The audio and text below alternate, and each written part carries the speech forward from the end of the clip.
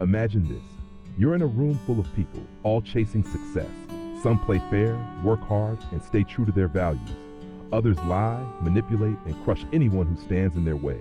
And yet, more often than not, it's the ruthless who rise to the top. Why? Is the world truly rigged in favor of the worst among us? Look at history, politics, business. Everywhere you turn, you'll find people who, despite their lack of morality, have achieved extraordinary power. From merciless emperors to cutthroat CEOs, the pattern repeats itself. But this isn't a coincidence, it's a feature, a reflection of human nature, hardwired into our evolutionary psychology and social structures.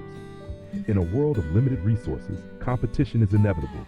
Those who pause for fairness often get left behind. Meanwhile, those who are willing to exploit, deceive, and dominate are the ones who rise. It's a brutal truth that forces us to confront an uncomfortable question. Is morality a weakness in the game of power? But here's the paradox. While the worst often win in the short term, history is also filled with stories of their downfall. The real question isn't just why they rise, but whether their success can last. And more importantly, what does this mean for those of us who refuse to compromise our principles? Friedrich Nietzsche believed that power is a fundamental force of life, neither good nor evil, just true. To understand why the worst people often succeed, we must first understand the nature of power itself. And for that, we turn to one of Nietzsche's most provocative ideas, master morality versus slave morality. Picture two warriors on a battlefield. One is strong, decisive, fearless. He takes what he wants, shapes the world to his will, and never asks for permission. The other waits, hesitant, seeking fairness, hoping virtue alone will bring him reward. Which one survives? Which one rules? Nietzsche argued that morality isn't some universal truth. It's a construct born from power struggles. He saw two competing systems: master morality, the code of the powerful. It values strength, courage, ambition, and self-determination. The strong define their own worth. They don't wait for approval, they act. Weakness is not to be pitied, it's something to overcome. Slave morality, on the other hand, is born from the powerless. It values humility, obedience, self-sacrifice. It teaches that suffering is noble and power is inherently evil. Nietzsche believed this morality was a survival strategy, created by those who lacked strength but needed a way to cope in a world ruled by the strong. But here's the disturbing twist. Slave morality doesn't stop the rise of the ruthless, it enables it. By demonizing power and ambition, it creates a vacuum, one the ruthless are all too eager to fill. While the kind-hearted hesitate, the power-hungry take control. And in a world where hesitation is defeat, the outcome is predictable. So what are we supposed to do? Abandon morality altogether? Embrace the ruthless path? Or is there another way?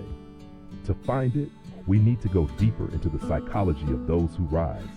The ones who don't wait for life to hand them a script, they write their own. Imagine a wild, untamed world. In that world, survival doesn't favor the kind, it favors the strong. The lion doesn't ask permission to hunt. The storm doesn't apologize for destruction. Nature doesn't reward morality. It rewards those who can endure, those who can dominate.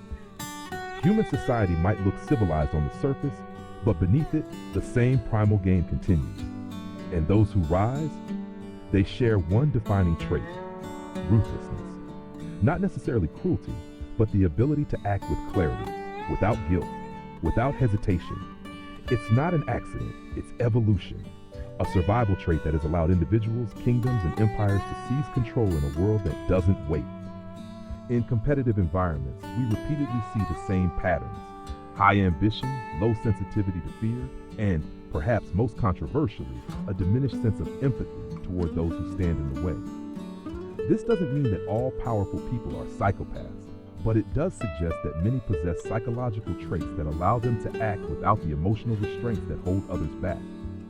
Think of the leaders, entrepreneurs, and conquerors who have reshaped history. From Julius Caesar to today's business moguls, the pattern is unmistakable.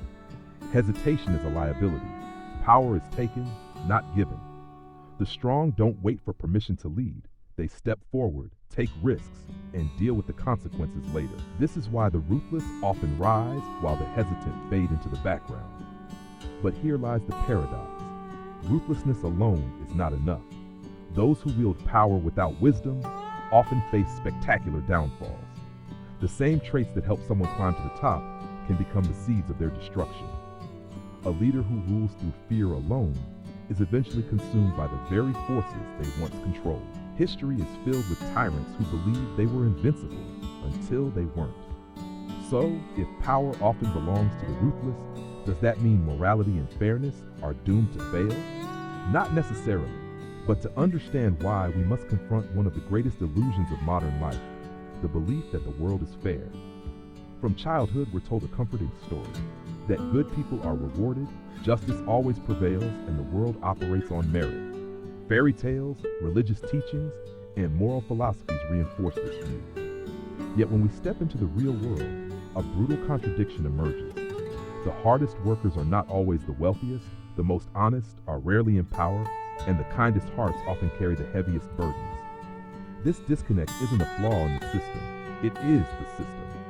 The concept of fairness is in many ways a social construct. It's a narrative designed to keep order, not necessarily to reflect reality. Power and success aren't handed out based solely on merit. They're claimed, fought for, and often hoarded by those who understand the game better than others. Psychological research calls this the just world fallacy, the tendency to believe that life is inherently fair, that people get what they deserve. But this belief is dangerous. It fosters passivity. If we assume that goodness alone will lead to success, we risk ignoring the harsh truths of competition, strategy, and power. And while we wait for justice, those unburdened by our illusions are already moving ahead. So does this mean morality is meaningless? Should we abandon all principles in the pursuit of power? Not quite. The key is to understand the game without becoming a slave to it. The ones who suffer most are often those who think that playing nice is enough. But those who balance integrity with strategic thinking, who combine kindness with strength, are the ones who truly change the game. The truth is, fairness is not something we can expect. It is something we must create, and creating it requires power. Friedrich Nietzsche saw this struggle as central to human existence. His answer was neither to surrender to the illusion of fairness nor to become mindlessly ruthless. Instead, he offered a vision of transcendence, a way to rise above both weakness and cruelty. To understand this, we must explore one of his most revolutionary ideas, the Übermensch. The Übermensch, the overman, is the individual who rises above conventional morality, beyond illusions and beyond limitations. Imagine standing at the edge of a vast abyss. Behind you lies the familiar world, heavy with injustice, limitations, and societal expectations. Ahead lies the unknown, a path only the bold dare to walk. Most will hesitate, shackled by fear and doubt, but a few will leap. These are the Übermenschen. They forge their own paths. They redefine power on their own terms. Nietzsche's Übermensch is not a brute or a tyrant. It is someone who overcomes the self, someone who refuses to be a victim of circumstances, who chooses to become more than what the world expects. The true Übermensch does not blindly accept imposed morality or live according to the expectations of others. Instead, they shape their own destiny, guided not by guilt or submission, but by the will to power. At the heart of Nietzsche's vision, the will to power is not about dominance over others. It's about mastery over oneself. It's the drive to create, to transform, and to impose meaning on a world that offers none. While many are bound by fear, tradition, and illusion, the Übermensch moves forward, unburdened and awake. But here's what sets them apart. They are not ruthless for the sake of cruelty. Unlike tyrants and manipulators who seek power out of insecurity or a need for validation, the Übermensch draws strength from within. They do not rely on deception or oppression because their power is self-generated, not granted by external approval or fleeting success. This is why the worst people may rise to power, but they never truly transcend. The ruthless play a temporary game, climbing through manipulation and force. But the Übermensch plays the infinite game, building something greater than themselves. They are creators, not just takers. So how do we embody this ideal? How do we succeed in a world that rewards ruthlessness without becoming ruthless ourselves? The answer lies in reimagining power, not as a weapon, but as a tool. Imagine you're in a high-stakes game where the rules are written by those who win at any cost. If you hesitate, if you believe fairness will protect you, you lose. This is the reality many face in business, in politics, in life. The ruthless understand this. They take what they want, but must we become like them to survive? Not at all. The real mistake is believing there are only two options: be ruthless or be a victim.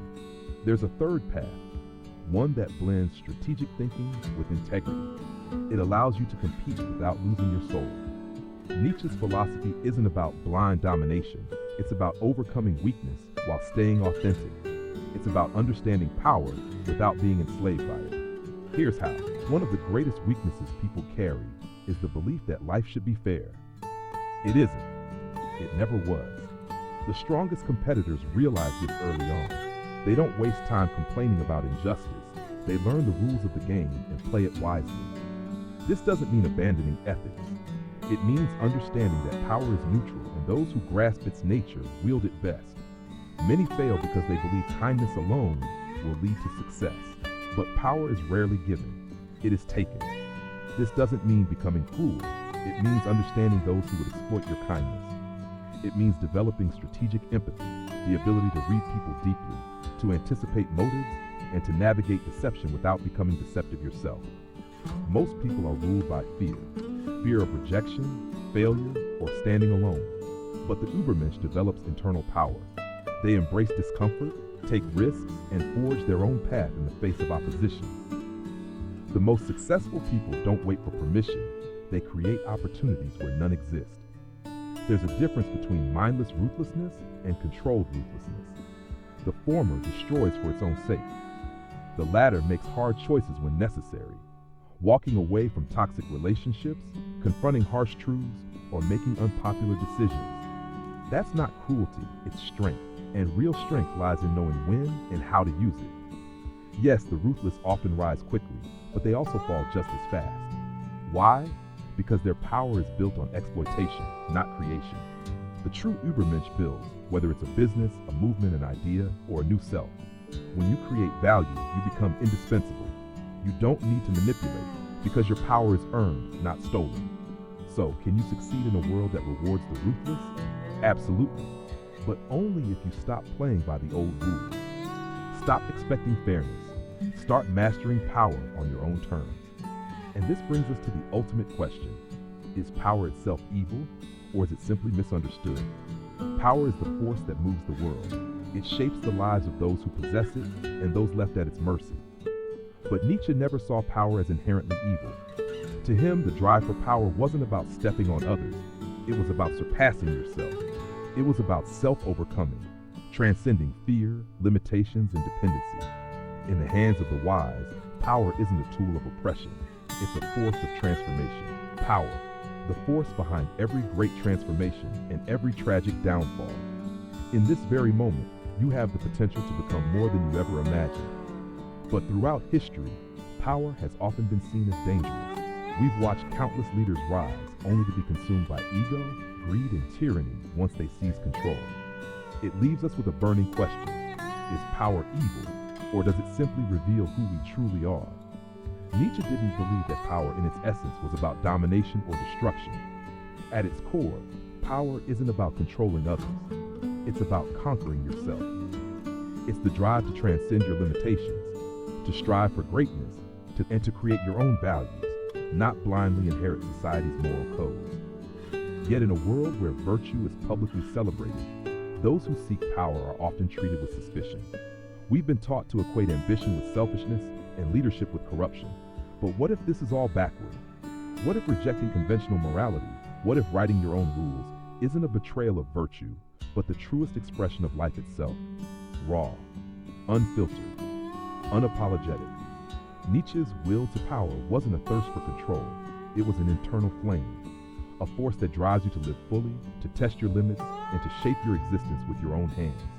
In that light, power isn't immoral. It's a challenge, a path, a test of whether you can rise above fear, comfort, and conformity. Of course, not everyone who seeks power is noble.